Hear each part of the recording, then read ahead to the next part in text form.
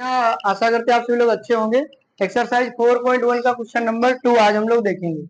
देखो इसमें कह रहा है कि निम्न स्थितियों को द्विघात समीकरण के रूप में व्यक्त कीजिए। केवल मुझे हल नहीं करना है, केवल मुझको द्विघात समीकरण के रूप में व्यक्त करना है। पहला सवाल है, एक आयताकार भूखंड का क्षेत्रफल 528 वर्ग मीटर है। ठीक, क्षेत्र की लंबाई जो है वो चौड़ाई के दुगने से एक अधिक है। हमें भूखंड की लंबाई और चौड़ाई भी ज्ञात करनी है। देखो तो हम लोग कैसे इसको लगाएंगे। यहाँ पे माना है ना, आयताकार भूखंड की चौड़ाई मानेंगे। क्या मानेंगे? चौड़ाई कितनी मान लेंगे? x metre. ये आयताकार बना लिया, यही तो है आयताकार भूखंड। चौड़ाई इसकी x मीटर, तो लंबाई कितनी? आयताकार भूखंड की लंबाई, आयताकार भूखंड की लंबाई, लंबाई में कहा है कि लंबाई चौड़ाई के दुगने से एक अधिक है। चौड़ाई के दुगने माने 2x से एक अधिक है, तो एक जोड़ देंगे। 2x प्लस 1 कितना? 2x प्लस 1 मीटर है ना, x मीटर। ये x तो ये भी x, ये 2x प्लस 1 तो ये भी 2x प्लस। बात समझ में आई? ठीक है, आयताकार भूखंड की चौड़ाई हमने मान लिया x मीटर, आयताकार भूखंड की लंबाई हमने मान लिया दुगने से एक अधिक, चौड़ाई के दुगने से एक अधिक मैंने 2x प्लस 1। अब भाई क्षेत्रफल निकालोगे। आयत का क्षेत्रफल क्या होता है? लंबाई गुणे चौड़ाई। सूत्र याद होना चाहिए। लंबाई है 2x प्लस 1, चौड़ाई कितनी है? x। 2x square plus x एक कम, x इतने मीटर। तो प्रश्नानुसार, प्रश्न के अनुसार आयत का क्षेत्रफल या आयताकार भूखंड का क्षेत्रफल कितना है? 528 वर्ग मीटर। ये देखो 2x स्क्वायर प्लस x बराबर 528।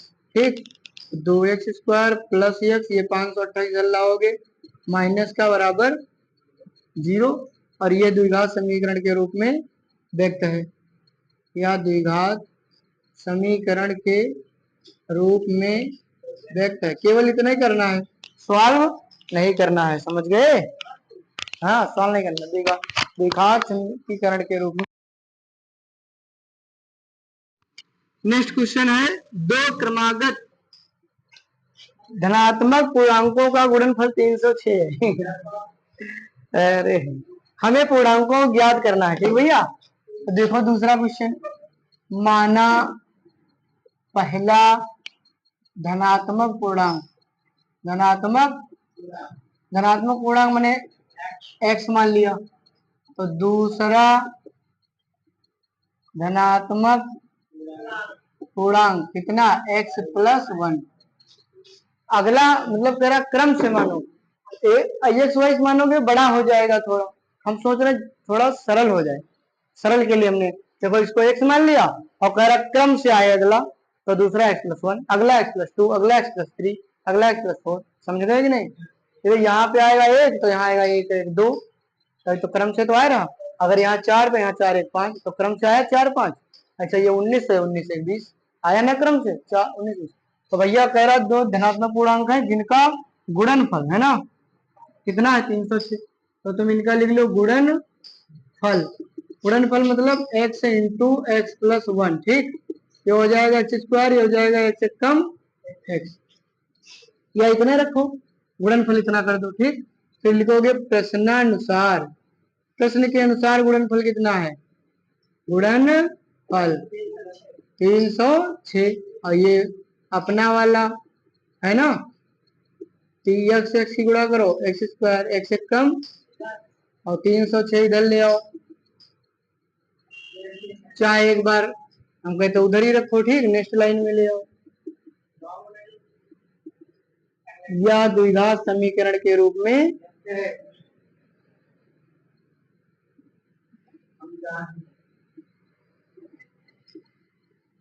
ठीक।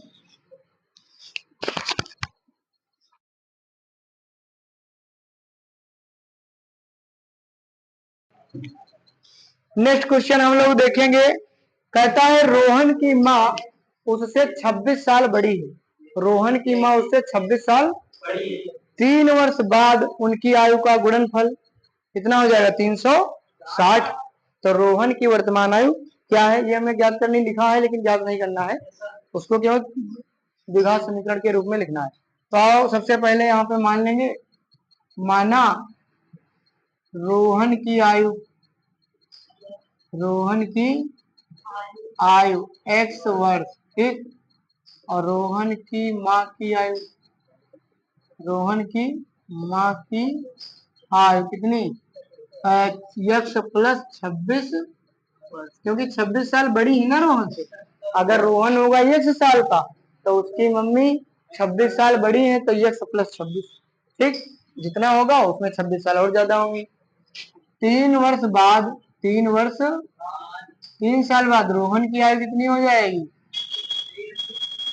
3x, नहीं 3 साल जुड़ेंगे, 3x का मतलब हुआ 3 गुना, 3x नहीं x+3 3 साल जुड़ेंगे, तो उसकी माँ में भी तो जुड़ेंगे। बताओ, रोहन की माँ ऐसा तो नहीं बैठी रहेगी, और बैठी रहे चाहे खड़ी रहे, आयु तो उसकी बढ़ेगी, जिंदा रहेगी तो आयु बढ़ेगी, ठीक। x+26 पहले थी, 3 और बढ़ जाएगी, बोलो बोलो, तो x+26 3 कितना हो गया। अब कह रहा है इसका गुणनफल, गुणन माने x+3 और x+29। कह रहा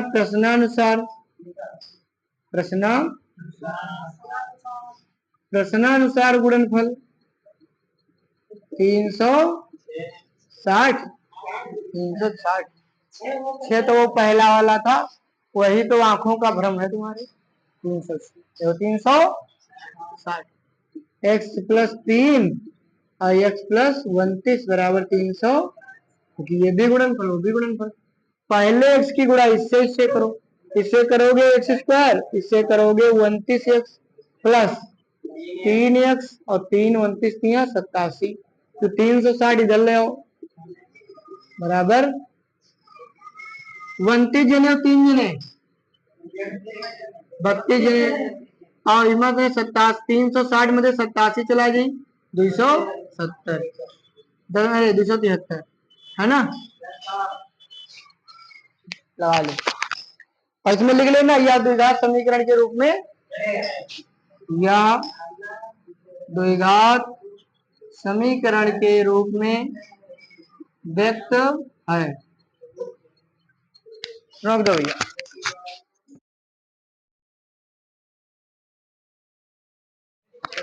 एक रेलगाड़ी 480 किलोमीटर की दूरी समान चाल से तय करती है।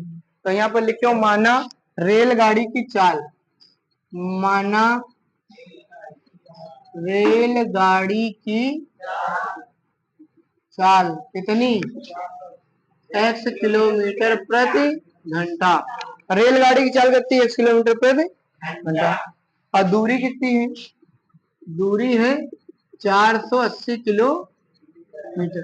तो समय कितना लगेगा, समय बराबर दूरी बटे, ये सूत्र याद कर लेना, दूरी है 480 किलोमीटर और चाल है x, माने समय आएगा घंटे में, क्यों, इतने हावर यानी इतने घंटे लगेगा।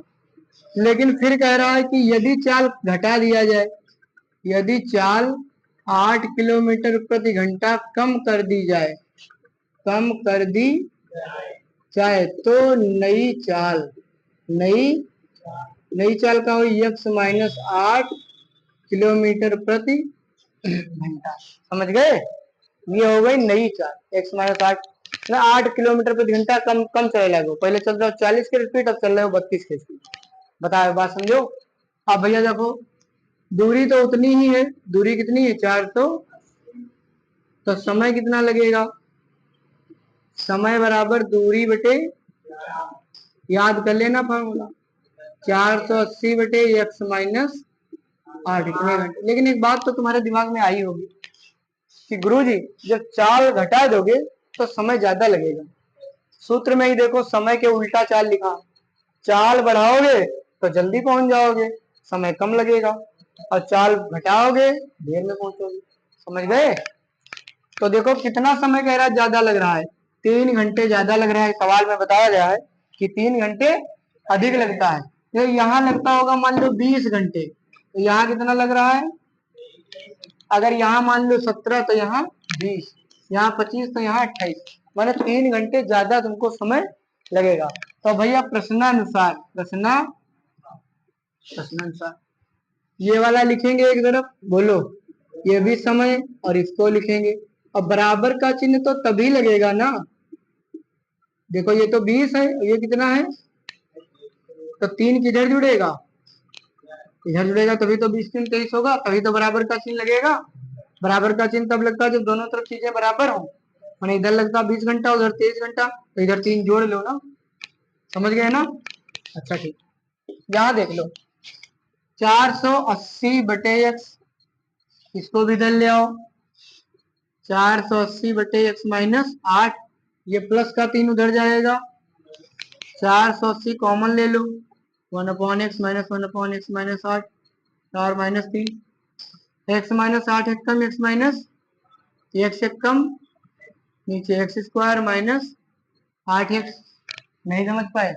x - 8 एक कम, x - 8 माइनस x एक कम, नीचे x गुणा x² माइनस 8 एक कम 8x बराबर -3, नीचे 400 गुड़े वाला बटे में आएगा, x से x कट गया, -8/3 एक कम 3, 16 3 48, x² माइनस 8x बराबर -1/160, माइनस माइनस कट गया, तिरछे गुणा कर लो, x² माइनस 8x बराबर 16 ठीक, 128, ये 0,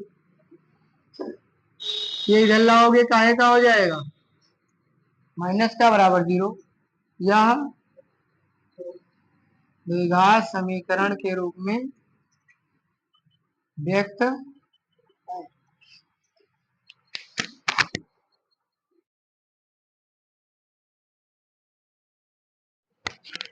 हाँ, ये लेसन जो है कंप्लीट हो चुका है एक्सरसाइज। मिलते हैं नेक्स्ट वीडियो में, तब तक के लिए धन्यवाद। आप सभी लोग कमेंट करेंगे अच्छा अच्छा।